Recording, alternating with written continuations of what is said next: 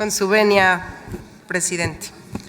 Hoy la violencia en México es un problema que trasciende lo jurídico y que lamentablemente es un reflejo de una cultura que socialmente no ha sido erradicada ni existen mecanismos generalizados para hacerlo: el odio.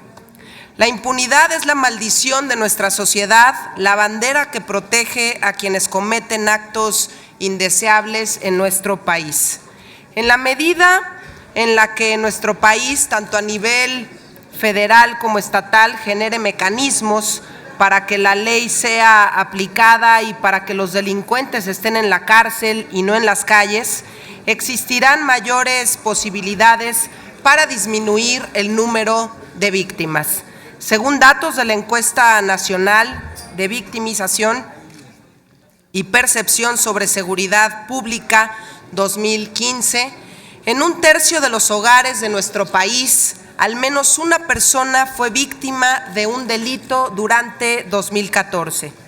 El INEGI estima que en nuestro país cada año cerca de 23 millones de mexicanos adultos son víctimas de algún delito, es decir, más de 28,000 víctimas por cada 100,000 habitantes.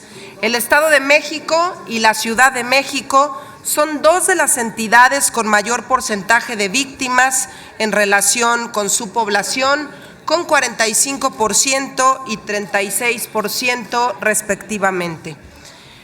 En los primeros 3 años del gobierno del presidente Peña Nieto, cada año más de 100,000 familias padecieron el secuestro de algún integrante. En la Ciudad de México, los 3 delitos más frecuentes son el robo o asalto en la calle o en el transporte público, la extorsión y el fraude. Hay una cifra negra que se estima que en 2014 se denunció el 10.7% de los delitos, de los cuales el 67.5% llevó al inicio de una averiguación previa ante el Ministerio Público. En el 92.8% de los delitos cometidos no hubo denuncia o no se inició ni siquiera una averiguación previa. Hoy nuestra Constitución contempla diversas disposiciones para proteger a las víctimas de algún delito. Destacan la asesoría jurídica para las víctimas, participación de las víctimas en el proceso penal como coadyuvantes del Ministerio Público, acceso a la atención médica y psicológica que demande su condición, reparación del daño causado a las víctimas, proteger su identidad en los casos en los que sea necesario, medidas cautelares y providencias para la protección y restitución de sus derechos y reconocer su derecho a impugnar ante la autoridad judicial las determinaciones del Ministerio Público. Son protecciones que requieren de un desarrollo normativo homologado en todo nuestro país a través de la legislación general correspondiente.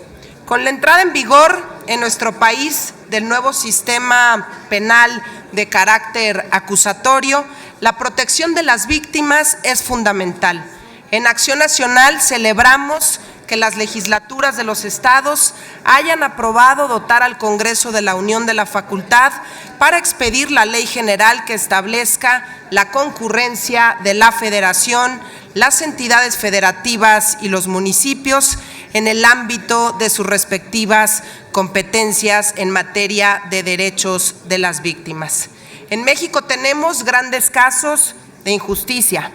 Tenemos a víctimas que desafortunadamente no se les han protegido sus derechos humanos y casos también que incluso donde por intereses políticos se solapan todo tipo de atropellos.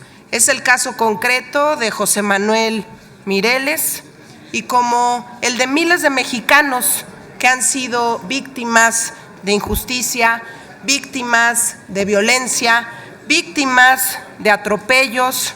Podemos hablar, como lo hizo hace un momento el senador Zoé Robledo, de los desaparecidos, de los migrantes, de los niños que viajan solos, de las madres que desafortunadamente también han sido violadas, maltratadas y nadie vela por ellos. Y podríamos aquí enumerar una larga lista de víctimas que han sido abandonados y que desafortunadamente no se ha velado porque se respeten sus derechos humanos. Enhorabuena por esta reforma constitucional. Es cuanto.